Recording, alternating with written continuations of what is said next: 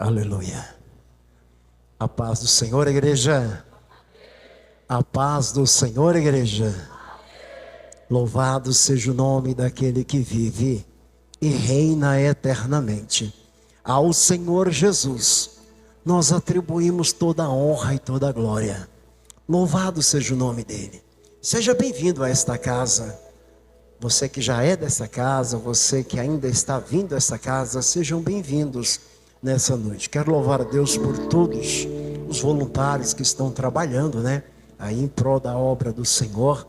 Ao pastor Hermes, à pastora Luana, louvado seja Deus, a missionária Sueli, que nessa manhã esteve aqui conduzindo a consagração. Louvado seja Deus pela vida da serva do Senhor, nossa irmã Marisa, todos os obreiros, cooperadores da casa do Senhor, sejam tremendamente honrados pelo Senhor Jesus. Nosso irmão Zé ali na porta, sempre atencioso, Felipe na mídia, todos na fotografia. Louvado seja Deus.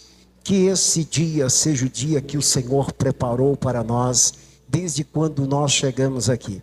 Eu acordei às 3, mais ou menos, acho que não 3, mas umas 15 para as 2 da manhã. Louvado seja Deus, suado, saí para fora e fui orar um pouco.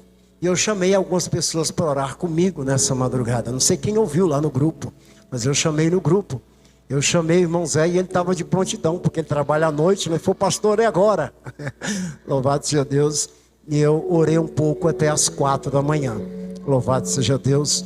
E eu precisava falar com Deus um pouco. E eu precisava sair para fora. Sabe, tem hora que você tem que sair para fora de casa de madrugada, para falar um pouco mais de perto com o Senhor. Por causa da agonia que aflige o nosso coração. Nos dias que nós estamos vivendo, são dias extremamente difíceis, são dias perturbantes, porque se está aproximando a volta de Jesus. E o inimigo da nossa alma está trabalhando com mais intensidade. Ele sabe que a hora está chegando, ele sabe que o momento está chegando, então ele está também trabalhando com mais pressa. Mas bendito é aquele que tem os olhos que veem, tem os ouvidos que ouvem e tem as mãos que estende para os céus. Então esses crerão, louvado seja o nome do Senhor, e terão azeite na sua lamparina. Amém? Eu quero compartilhar com os irmãos a palavra do Senhor nessa noite. Glória seja dado o nome de Jesus, por nós estarmos no átrio da presença do Senhor nessa noite. É o que Lucas escreve. Lucas, o grande investigador do Evangelho. Lucas, que foi pago para investigar se todos os feitos que foram escritos por Marcos, por Mateus e João eram realmente verdade. Então Lucas vai bater de porta em porta e Lucas vai colher todos os testemunhos e escrever o seu livro. É óbvio que o Lucas fez, se eu não me engano, pastor, umas 2 viagens com Paulo. Porque Lucas era médico, e ele fez umas 2 viagens com Paulo. E eu acredito que essas viagens que Lucas fez com Paulo tornou ele um cristão. Amém? Louvado seja Deus. É Lucas 4, a partir do versículo 16. Eu gosto muito desta narrativa de Lucas, nesse versículo especialmente, que ele explica com muitos detalhes. Lucas, capítulo de número 4, a partir do versículo 16. Quem está aqui, diga amém. Oba, que legal. Então vamos lá.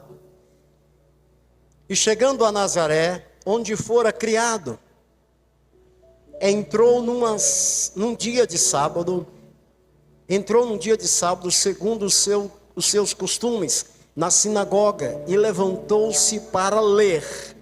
E foi-lhes dado o livro do profeta Isaías, que quando abriu o livro e achou o lugar em que estava escrito: o Espírito do Senhor é sobre mim, pois que me ungiu para evangelizar os pobres e enviou-me a curar os aquebrantados de coração e a pregoar a liberdade aos cativos e dar vistas aos cegos e pôr-me em liberdade os oprimidos e anunciar o ano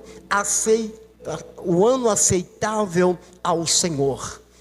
E cerrando o livro, tornando a dá-lo ao ministro, assentou-se, e os olhos de todos na sinagoga estavam fitados nele. Amém? Glória a Deus. Louvado seja o nome do Senhor Jesus. Como essa noite nós estamos na casa do Senhor, no centro da sua vontade, Ele está aqui conosco nessa noite. Jesus está presente. Então você vai dar uma linda salva de palmas de novo para Ele e dizer para Ele que você ama a Ele. Amém? Louvado seja o nome do Senhor. Quando Jesus chega, tudo muda. Quando Jesus entra, tudo muda. Jesus chega em um tempo onde o povo estava vivendo constantemente em situações adversas.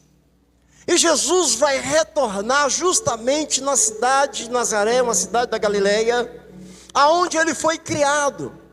Jesus vai começar por lá, aonde ele foi criado. E Jesus chega exatamente como Lucas narra, no sábado. E chegando no sábado havia um costume de todos estarem na sinagoga. Então óbvio que Jesus chega e vai direto lá para a sinagoga. Mas também havia um costume judaico, que dentro da sinagoga, quem sentava na frente eram os anciões. Os anciões sentavam na frente. No meio sentavam-se os casados. E lá atrás sentavam os solteiros. Os solteiros que sentavam atrás eram aqueles que tinham 30 anos. Porque para o judeu, o homem só tem voz a partir dos 30 anos. Antes dos 30 anos, não tem voz.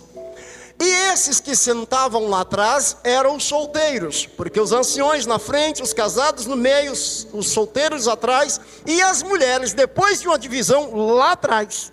Fora, ouvindo tudo o que acontecia dentro da sinagoga. E Jesus chegando em Nazaré, ele vai direto para a sinagoga. Agora comigo, aonde Jesus senta? Lá atrás. Jesus senta lá onde estão os solteiros. Jesus não senta na frente. Jesus não senta no meio. Jesus senta lá atrás. Mas quando Jesus senta lá atrás, e aquele que está na frente, porque em cima do altar ou do púlpito ou do lugar elevado judaico tem uma cadeira vazia. Além dos pergaminhos que está lá numa gaveta, numa partilheira, tem uma cadeira que está vazia. Essa cadeira ninguém pode sentar nela. Ela é vazia porque eles acreditam na profecia de Isaías que o Messias viria sentar na cadeira. Então eles deixam uma cadeira vazia em cima de um altar onde eles expunham a leitura da palavra. E então quando o ministro toma o rolo em suas mãos, quem está do lado dele? Jesus toma o rolo da mão dele. Jesus estava lá atrás, irmãos. Jesus não estava na frente, não estava no meio, mas ele estava lá atrás. Jesus toma o rolo da mão dele e desenrola justamente aonde a profecia de Isaías vai se cumprir. Isaías 61. E Jesus desenrolando aquele rolo, ele diz: o Espírito do Senhor está sobre mim. Ele diz: o Espírito do Senhor está sobre mim, pois que em mim ungiu para evangelizar aos pobres e enviou-me a curar os aquebrantados de coração, porque esse é o ano aceitável ao Senhor. Quer dizer, as boas novas chegou e sou eu. Imagina os anciões na frente com a cara assustados, os casados assustados, os solteiros. Como que ele foi lá para frente? Ele não podia estar lá na frente de forma nenhuma, mas ele está lá. Todos dentro da sinagoga assustados com a situação, mas começou um murmúrio diante deles dizendo: eu conheço ele, ele é o filho de José, o carpinteiro. Era assim que eles conheciam Jesus em Nazaré, como o filho de José, o carpinteiro. Quem é Jesus para você?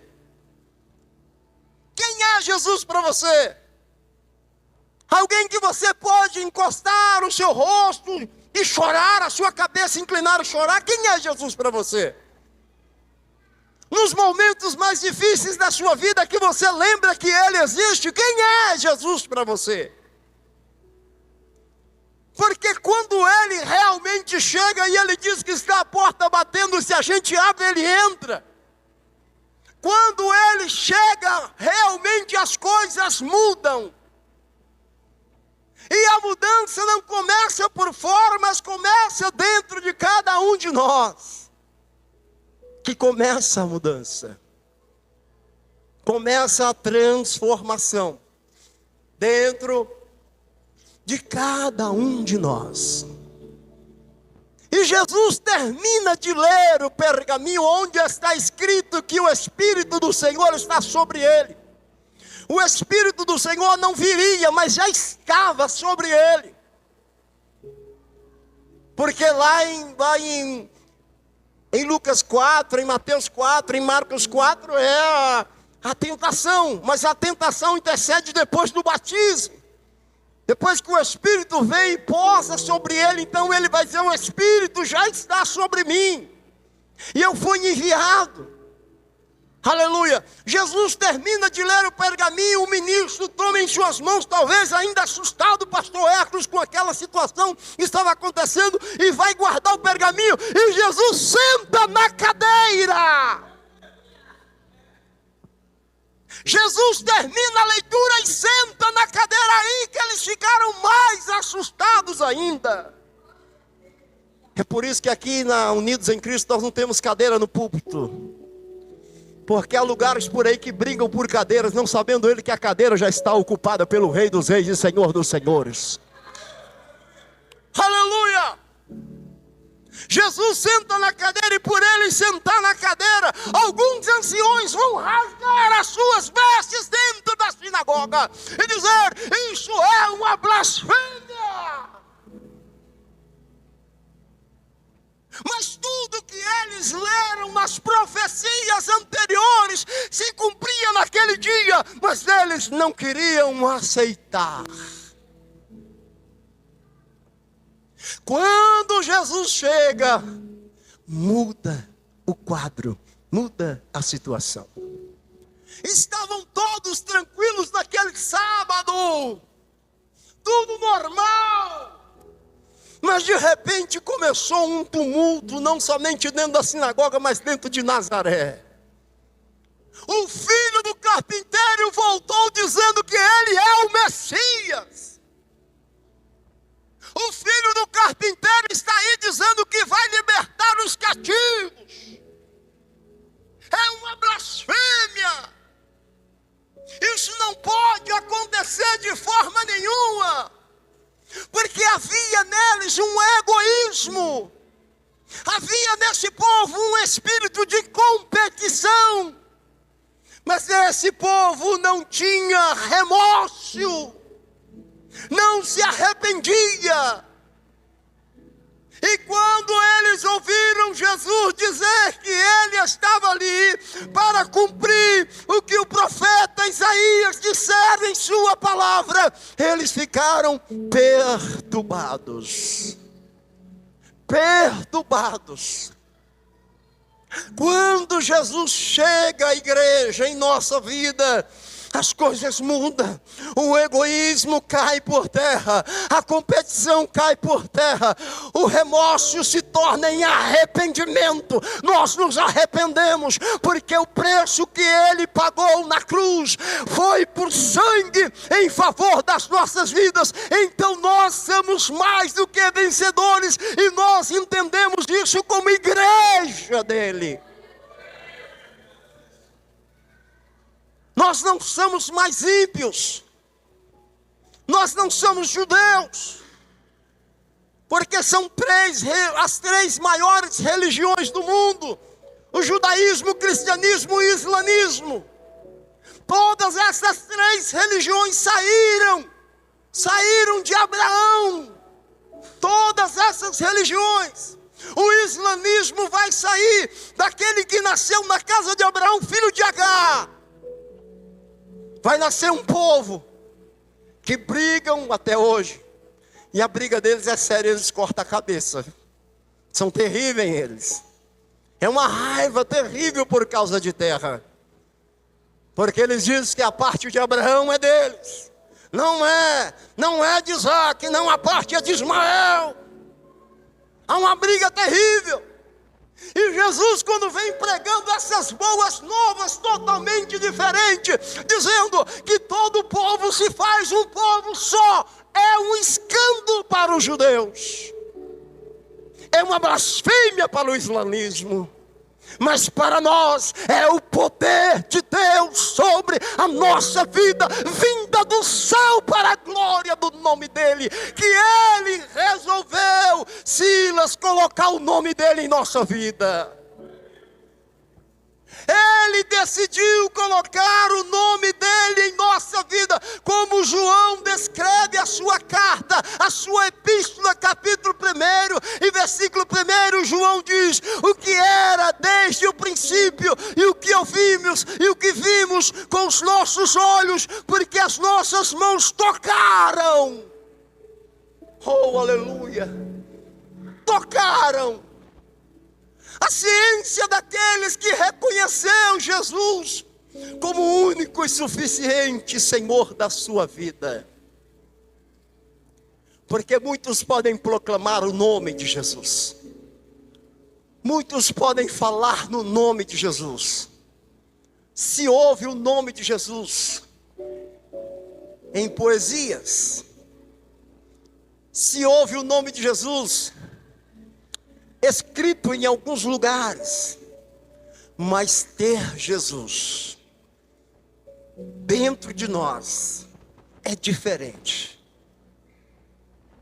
Conhecer Jesus, conhecer a igreja não é sinônimo de salvação. Saber o endereço da igreja não é sinônimo de salvação. O que é salvação, pastor? É Jesus imergir dentro de nós. É Jesus imergido para tirar isso que está impregnado em nós, que é o egoísmo. Nós somos egocêntricos. E quem pode tirar isso de nós é só Cristo Jesus. Se assim nós também não deixarmos que isso aconteça. Nós temos um espírito competitivo. Não importa a quem nós vamos passar por cima, nós queremos é vencer. E tem muitos incentivadores incentivando pessoas a passarem por cima das outras. E Jesus diz: anda uns com os outros, ama uns aos outros, ajuda o teu irmão quando cair, segura na mão do seu irmão. Aleluia, louvado seja o nome do Senhor. Mas esse Espírito ainda está rondando em nosso meio, porque o mundo está impregnado. Nós temos o dever de anunciar, de falar, de proclamar do que nós ouvimos, do que nós relacionamos. Nós temos o dever de dar esta receita, mesmo que seja no lugar que nascemos, porque o próprio Jesus diz que o profeta não tem honra na sua casa, mas ele não está dizendo que o profeta deixar de falar, deixar de anunciar. Jesus está dizendo: proclama, fala no meu nome, vá e faça segundo a minha vontade, porque eu serei com vocês. Se beberes alguma coisa mortífera, não vos fará dano algum, porque eu serei com vocês. É isso que Jesus diz para nós. Porque em Nazaré eles quiseram até empurrar ele em um precipício, de tanta raiva que veio ao coração daquele povo, que afinal de contas, eles conheciam Jesus, sabia realmente que ele era o filho do carpinteiro, segundo o que eles dizem no texto. Não é esse o filho do carpinteiro, o filho de José? Como é que vem ele agora entrar na sinagoga, tomar os manuscritos nas mãos? Ele não tem autoridade para isso. E ainda muito abusado, ele senta na cadeira do Messias. Que terrível! Aleluia! Que horrível é isso que aconteceu. Então eu digo para você mais uma vez, Nazaré naquele dia ficou agitada. Nazaré ficou agitada. Mas houve em Nazaré alguns que creram em Jesus. Não foi toda a cidade na descrença, teve alguns que creram em Cristo Jesus. Teve alguns que liam as profecias e olhavam para ele e diziam: ele é o Cristo, ele é o Senhor. Não é no nosso tempo a qual nós vivemos uma grande parte que é cristã. O cristianismo nos nossos dias sofre ataque em todos os lugares. Nós somos atacados moralmente, em alguns países fisicamente. Se sofre ataque o tempo inteiro. A única arma que nós temos é a oração. A arma que temos é a oração. Depois da palavra é a oração, porque a palavra nos incentiva a ir para a oração. E quando nós vamos para a oração, nós vamos para a intimidade com Ele. Aleluia! Quando nós vamos para a oração, nós paramos de olhar uns para os outros e passamos a olhar para Ele. Porque nós temos um senso de ver erros uns dos outros. A gente não enxerga perfeição no outro. A gente enxerga mais erros do que perfeição. E Jesus diz para nós não olharmos os erros uns dos outros, mas olharmos a perfeição uns dos outros. O que eu tenho de melhor para oferecer ao Senhor? O que você tem de melhor para oferecer ao Senhor? Aleluia! O que você pode dar ao Senhor? Porque você olha para a cruz e diz: olha, Ele morreu no meu lugar. Eu não mereço o que Ele fez por mim. Não é que Ele não me conhecia, Ele me conhecia antes que eu nascesse. Porque quando Jesus está subindo para o Getsêmani junto com os discípulos, que Ele chama para orar com Ele, e Ele vai orar um pouco mais à frente, Ele volta e os discípulos estavam dormindo. Mas a primeira oração que Jesus faz, Ele diz: Senhor, se possível, passa de mim esse cálice. E Ele volta encontrando os discípulos dormindo. Ele vai voltar para a sua segunda oração e Ele vai orar diferente e dizer: todavia seja feita a sua vontade, mas não a minha. Sem mim eles não vão conseguir. Eles são fracos, debilitados. Sem mim não podeis fazer nada. Jesus viu as nossas fraquezas e nos recompensou pelo teu Espírito Santo. Em nós mesmos nós não conseguimos, mas no Senhor nós podemos todas. Olha, igreja, é todas as coisas, porque Ele é o Deus das causas impossíveis. É por isso que Paulo vai dizer: eu posso todas as coisas, mas é naquele que me fortalece. Não importa se é frio, se é calor, se não tem picanha, não posso nem comer ovo, não importa, eu como feijão com farinha, dando glória a Deus.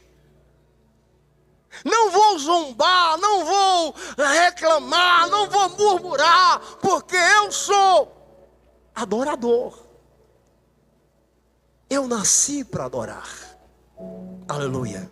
E adorar não é somente quando estou na igreja louvando, não. Adorar a Ele é a segunda, a terça, a quarta, a quinta. Adorar a Ele é no serviço, é no ônibus, é em casa, é em todo lugar. É adoração quando se tem uma vida santificada no Senhor.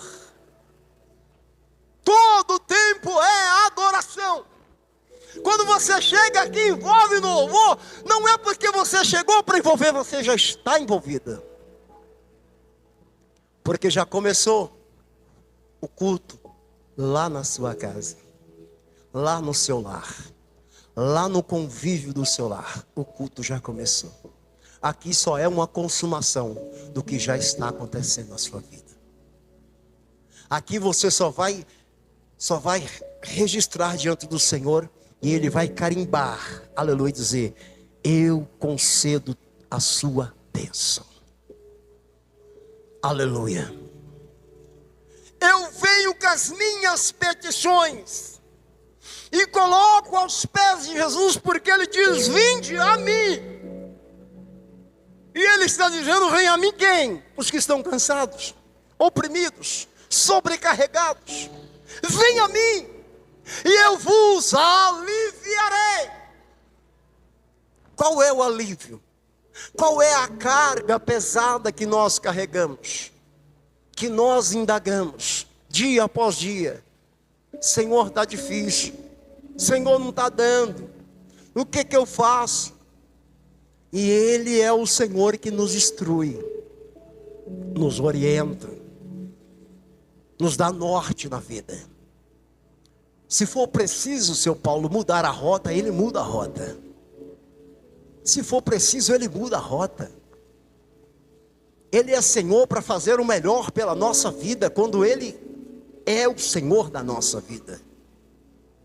Porque antes dEle ser Salvador, Ele tem que ser Senhor.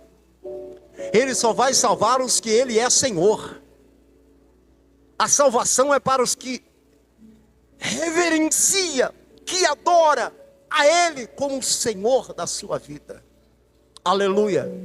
Não tem um hino que se canta por aí: Deus deu, Deus tirou, bendito seja o nome do Senhor. Não adoro a Ele pelo que Ele pode fazer, mas pelo quem Ele é. Ele é o Cristo Salvador da minha vida, da minha alma. Eu posso estar aqui hoje perfeitamente, mas amanhã eu não sei. Diz um certo poeta que a gente tem muitos amigos até a porta da sepultura, depois do segmento é sozinho. Então eu já fiz as minhas escolhas hoje, viver com Cristo, porque sei que com Ele eu vou me encontrar do outro lado. Mas na verdade, Ele já nos encontrou hoje. Jesus já nos encontrou. Aleluia. E por que Ele veio? Porque quando Ele realmente chega, as coisas mudam. Não é só uma fantasia. Não são só palavras humanas. Não são só poesias que enchem o coração, que enchem os olhos de lágrimas. Não. É uma certeza, é uma convicção, aleluia, que a minha vida mudou. Não tem alguém que diz assim: fulano mudou da água para o vinho. Fulano mudou da água para o vinho. Mas não é uma mudança somente dizer: eu não bebo mais, eu não fumo mais, eu não vou mais para o forró, eu não ando mais armado, que tudo isso eu fazia. Não é só isso não, é muito mais do que isso. É muito mais do que libertação de coisas. É uma certeza da salvação pulsando dentro do peito, dia após dia. Isso não incomoda a gente, isso satisfaz a gente, isso alegra a gente, porque Jesus em nós não é peso, Jesus em nós é alívio. Aleluia. Jesus em nós é certeza, é convicção. Jesus em nós é alegria, é paz. Jesus em nós é conexão com o céu, pés na terra, cabeça no céu. Jesus em nós é alegria, porque isso é que Ele proporciona em nossas vidas. Não é Ele quem diz: apregoar a liberdade aos cativos, presos pelo egoísmo, presos pela competitividade. Eu vou fazer, eu vou arrebentar e tal. tal, e vou passar por cima de quem ficar na minha frente. Tem alguns púlpitos por aí que ensinam assim, que você tem que vencer. Não importa, você tem que vencer. Mas não é o Evangelho. Não é o Evangelho de Cristo. O Evangelho diz que a gente vai perder. Olha que coisa, né? O Evangelho diz que a gente vai perder. Mas tem um tipo de Evangelho, triste dizer para você, mas quem pregou ele foi Satanás.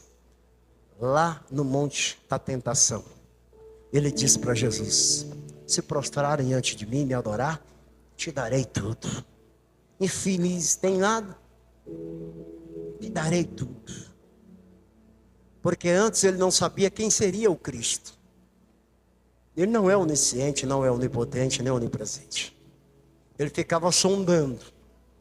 Porque a promessa de Gênesis capítulo 2, ou 3 na verdade, que nasceria da mulher um que pisaria a cabeça dele.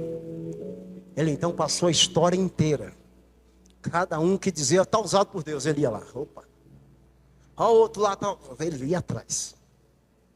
Mas havia isso martelando lá na cabeça dele, que o Messias iria nascer. O Messias não era o Abraão. Ele achava o diabo que seria o Abraão. Todos os que levantaram. O Messias não era Davi. Mas ele ficou. Aonde será? Quem será? E quando Jesus nasce, voltando um pouquinho, quando Jesus nasce, ele vai descobrir quando Jesus nasceu. Talvez ele veja, a Bíblia não narra. Ele veja, mas ele não conseguiu acompanhar os passos de Jesus.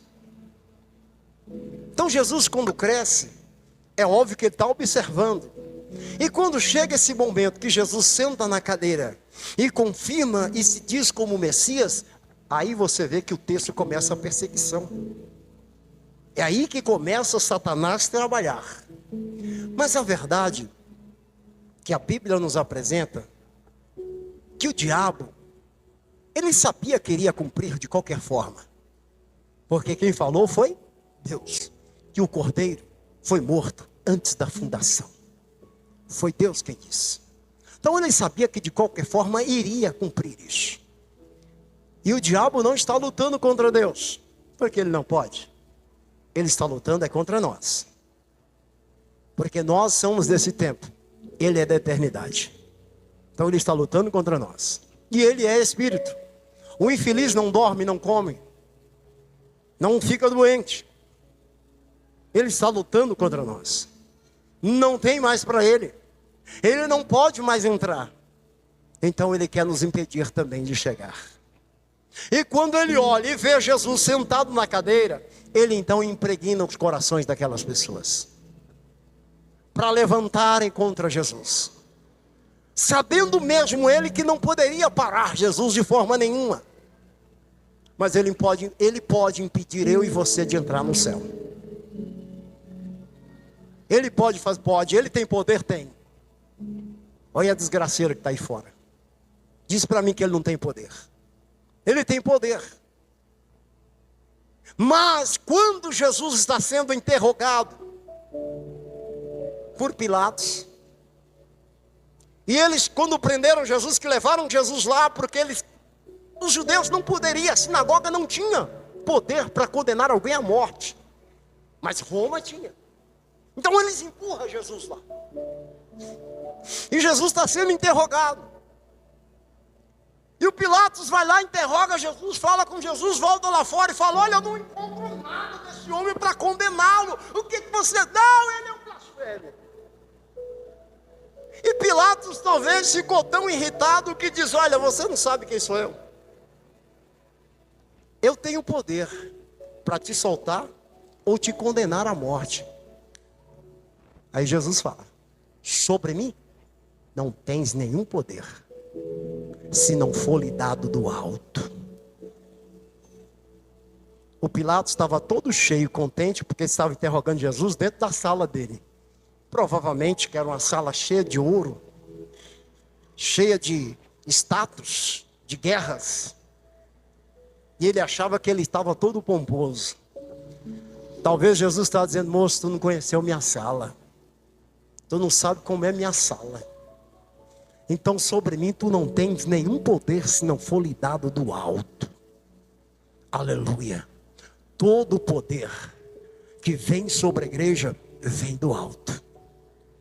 Porque antes de Jesus enviar a sua igreja, Ele deu poder para ela. Ele deu autoridade para ela. No nome dEle, os demônios estremecem. No nome de Jesus, você é mais do que vencedor. Porque quando Jesus entra, as coisas mudam, tudo muda. Quando Jesus entra em nossa vida, definitivamente. A gente pega, pastor, os crentes do nosso tempo. Eu não sou saudosista, mas a gente tem que olhar para os milagres do passado. Sim. Porque a palavra diz que os milagres seguirão aos que creem. Então tem que olhar. E a gente, quando olha para a igreja primitiva, a gente vê o compromisso que os irmãos tinham com o Senhor. Porque tudo o que eles iriam fazer, antes eles consultavam o Senhor. Hoje, a gente fecha os olhos, estufa o nariz e quebra a cara. É por isso que às vezes a gente está indo para o monte, alguém está passando: pastor, leva meu nome na oração lá no monte. Por que não ouvires a voz do Senhor quando falou contigo? Assim diz Samuel. Por que não ouvires a voz do Senhor, Elias, quando ele falou com você? Por que não ouvires a voz do Senhor quando falou com você? Então o Senhor fala conosco o tempo todo, em todo o tempo. O Senhor fala conosco. Principalmente se eu deixei Ele entrar na minha vida. Se eu permitir que Ele chegasse em minha vida. Porque o que eu digo, eu, Edivaldo, não mereço nada. Absolutamente nada. Mas em todavia, Ele diz em sua palavra: não foram vós que me escolhestes, mas eu escolhi a vós. Isso é um tapa na cara do inimigo da nossa alma. Nós somos escolhidos pelo Senhor. Aleluia. Nós somos escolhidos pelo Senhor. Louvado seja o nome de Jesus. E Jesus entrou na nossa vida para nos transformar. Jesus entrou na nossa vida para nos deixar aptos a entrar no céu pelas portas da frente. Pelas portas da frente. Jesus está em nossa vida para nos trazer prudência. Prudência essa é não deixar faltá-lo em nossa vida. Como, pastor? Buscando o tempo todo e em todo tempo. Em todo lugar, em todo momento. Eu posso declarar: em Cristo Jesus, eu sou mais do que vencedor. Isaías diz no Isaías 48, versículo 5: por isso te anunciei desde a fundação da terra. Olha que coisa. Proclamai o ano aceitável ao Senhor, porque esse ano é o ano da sua vitória. Você crê nisso? Você crê nesse negócio? Pastor, nós já estamos no 4º mês desse ano e ainda não aconteceu. Fique tranquilo, espere mais um tiquinho, porque o tempo do Senhor vai se cumprir na sua vida. Fica tranquilo, Jesus está no negócio. Fique em paz. O tempo não é nosso, o tempo é dele. No princípio, fica tranquilo, Ele criou tudo. O Breshit bara Elohim, ele criou tudo. No princípio era o verbo, e o verbo se fez carne. João descreve, ele esteve em nosso meio, e ele sabe o tempo certo de trazer aquilo que você precisa. Mas pelo amor de Deus, espera em Cristo Jesus. Não te apresses. Não te apresses. Espere nele. Fique tranquila. Fique tranquilo. Ele vai proporcionar o melhor para a sua vida. Porque a vontade dele para você, ela é boa. Ela é perfeita. Ela é agradável. Fica tranquilo. Parece que as coisas estão dando errado. Fique em paz. Parece que está dando, mas não. É Ele trabalhando em nossas vidas. Porque Ele quer tirar isso de nós. Esse egoísmo. Esse espírito de competitividade, de passar por cima dos outros. O Espírito Santo quer colocar arrependimento no nosso coração. Aleluia. Nos arrepender todos os dias. Jesus chegou. Jesus está. Jesus vai continuar trabalhando na minha causa. Aleluia. Eu sou mais do que vencedor em Cristo Jesus. As coisas vão acontecer, minha irmã. Fique tranquila. Fique tranquilo. Pode inclinar a cabeça em teu travesseiro e dormir. Ele está cuidando de vós. Ele está cuidando de vós. Confia no Senhor. Deposita tudo no Senhor. E fique tranquilo. Talvez a mensagem para você nessa noite é essa. Jesus chegou.